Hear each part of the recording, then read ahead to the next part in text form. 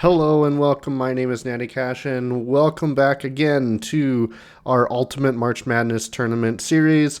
This is video part 13. If you haven't watched any of the last 12, please go do so. We are taking every school in the Division I NCAA basketball and making a giant bracket and seeing who is the ultimate winner from that bracket. If you haven't seen those videos, click the description and you'll see a part 1 link below. If not, or if you've watched up till now, let's take a look at where we're at and where we're going today. In our last video, we had Dayton from our Mid-Atlantic region be our winner to move on to our Sweet 16. We are now moving on to the Appalachian region. Thank you for someone in the comments that corrected my pronunciation of that. We are doing the Appalachian region here today in Lexington, Kentucky. Let's take a look at the bracket for that region. So as we take a look at the bracket for the Appalachian region, our number 1 seed is the Tennessee Volunteers coming out of the SEC. They were first in the SEC conference after league play with a 27-9 record, 14-4 in the SEC. Unfortunately, they had lost early to number 9 Mississippi State. So let's see if they can take this and make a run in this type of bracket format. They are awaiting a 16 seed, which will be either the UTSA Roadrunners from the American Conference, 11-21 record, or the Great Danes from the University of Albany, a 13-19 record out of the America East Conference, good enough for 8th in that region. Let's see which one of those two can come up and hit that 16 seed position. As we continue down, our number 9 seed is going to be the Sun Devils out of Arizona State, a 14-18 overall record, good enough for 11th in the Pac-12.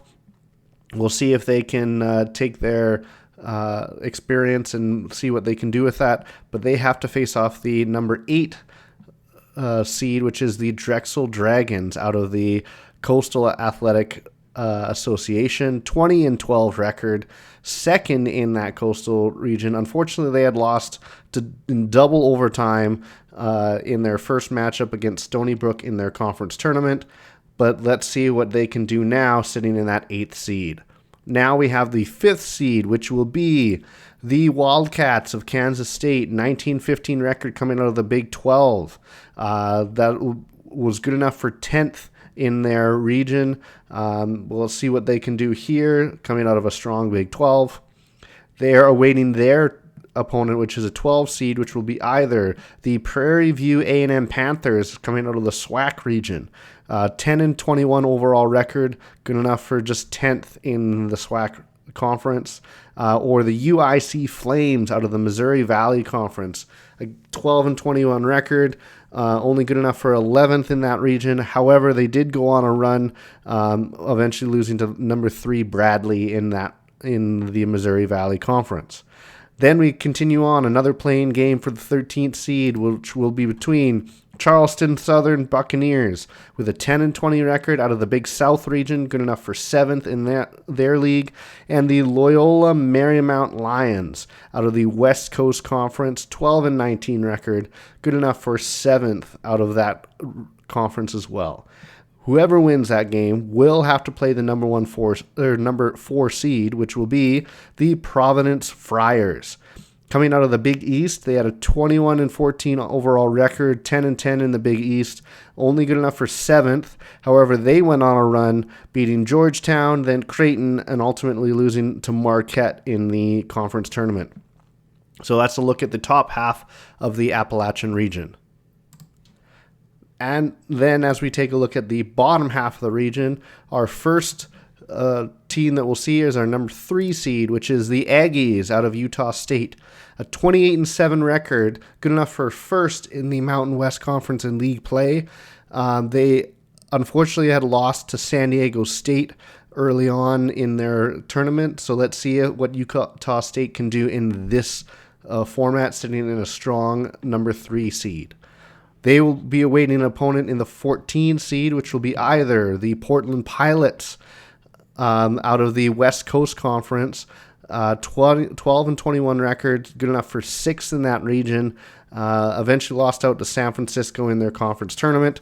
They will have to play the Cardinals, the Lamar Cardinals, coming out of the Southland region, 19-14 record, strong record there, good enough for 4th in the Southland, and then eventually lost to the number 1 seed McNeese as in their conference tournament.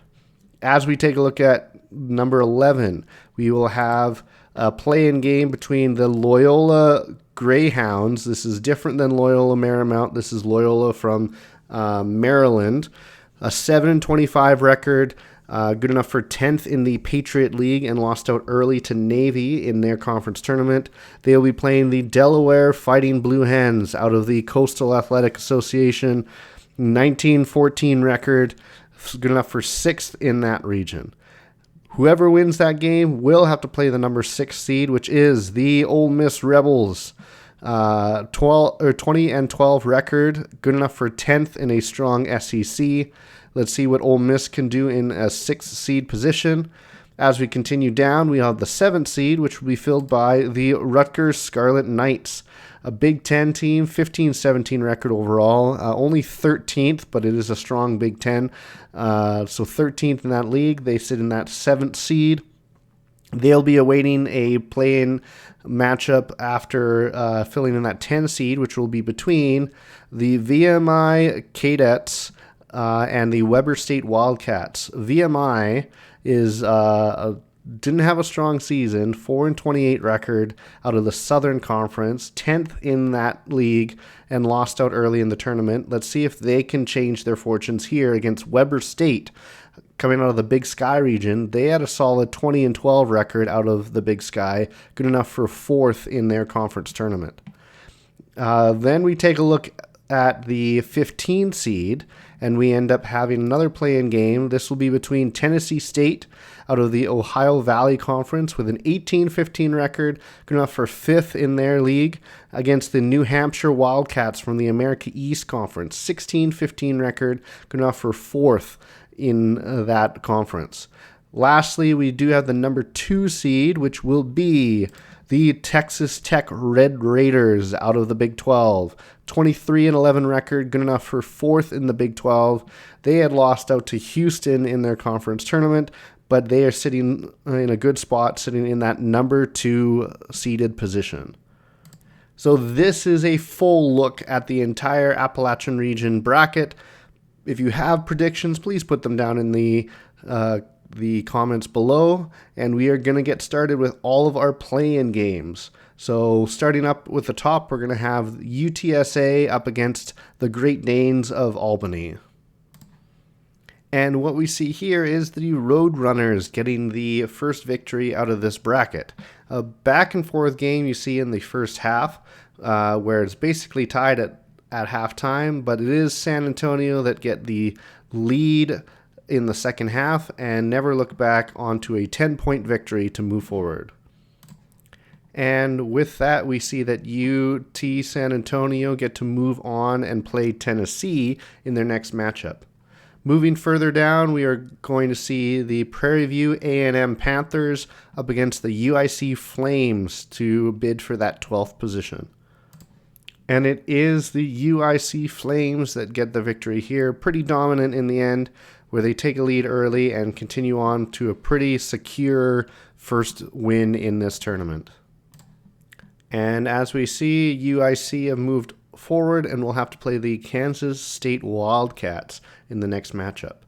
Further down, we have the Charleston Southern Buccaneers going to play the Loyola Marymount Lions in our matchup to determine the 13 seed.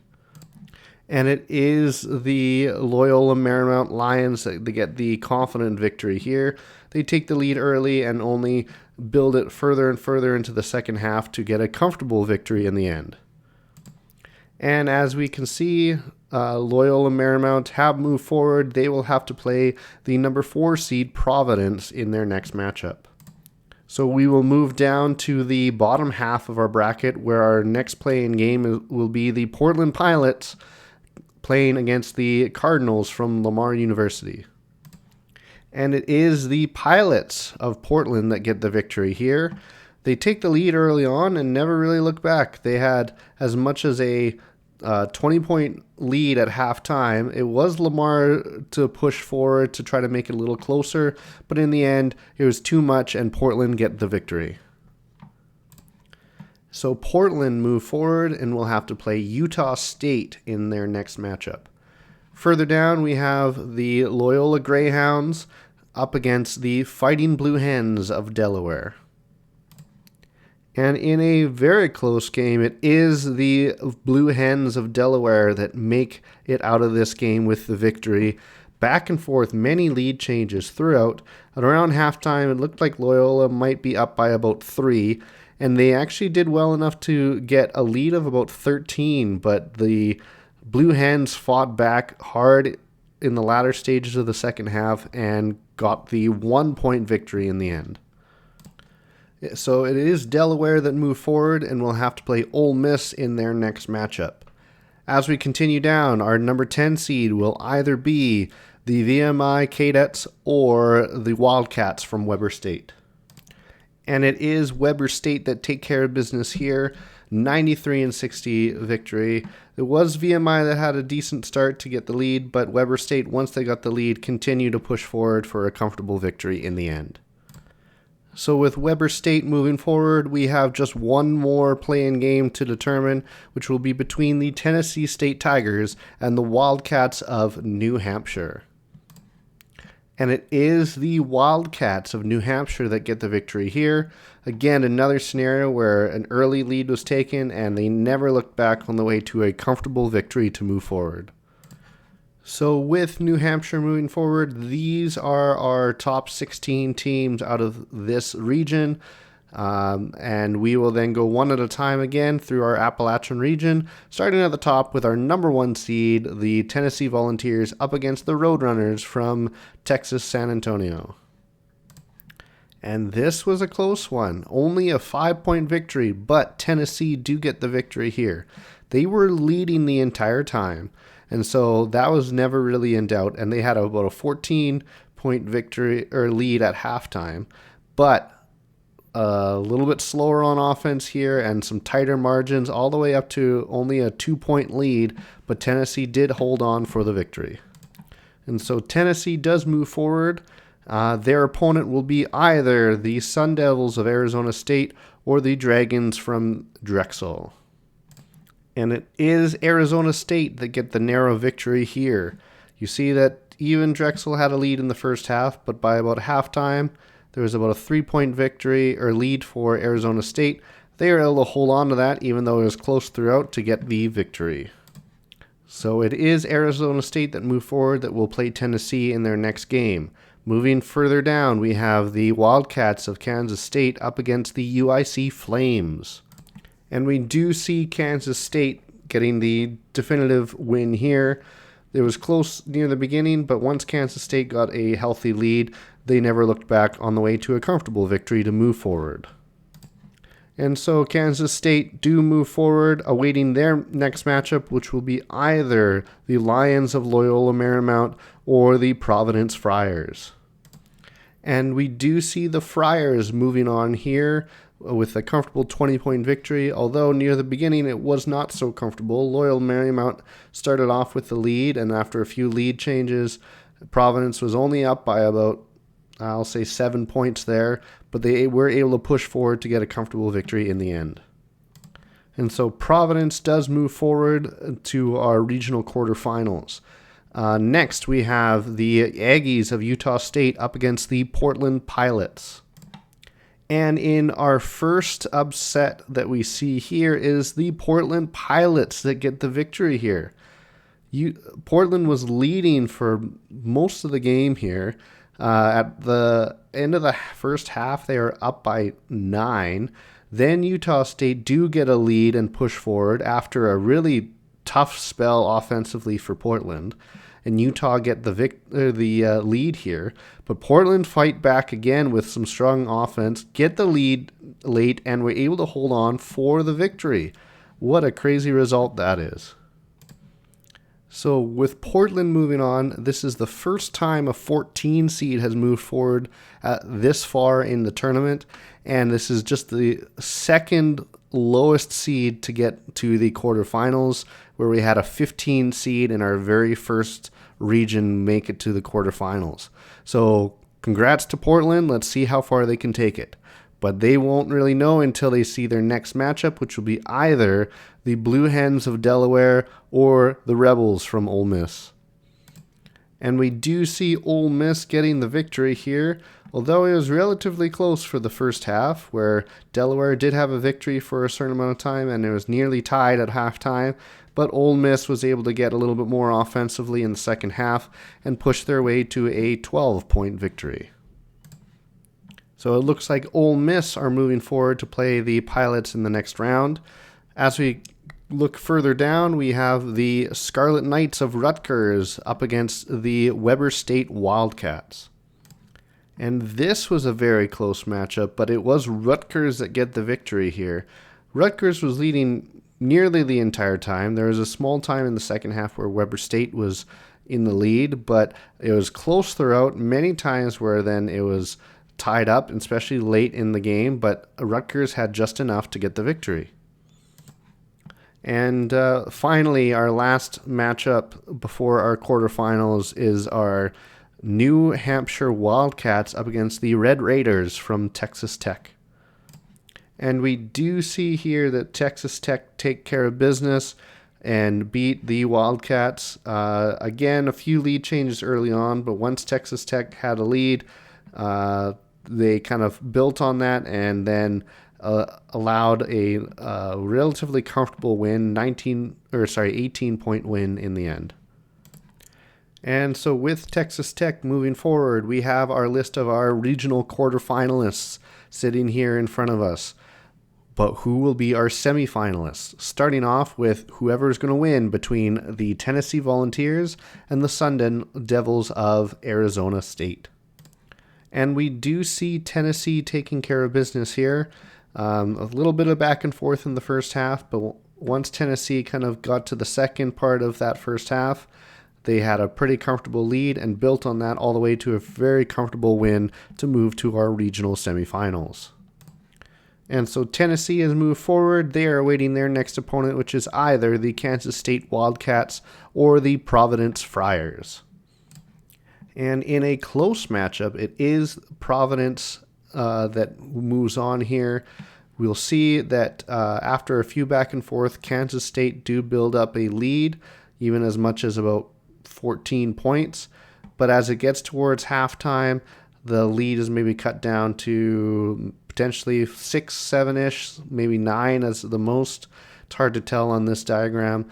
But with a strong surge by Providence, they get in the lead in the second half and do not give that up all the way to a 4-point victory. So we do see Providence moving on, and they'll have to play Tennessee in the first semifinal matchup. But the other quarterfinalists are still yet to be played, where we see the Portland Pilots, our 14 seed in this region, up against the Rebels from Ole Miss. And it is Portland yet again with another surprise upset victory. Back and forth game throughout the entirety of it. Ole Miss was leading most of the first half, but really only by about 1 or 2 at halftime. Then Portland takes the lead, but again, not anything more than about 7 points.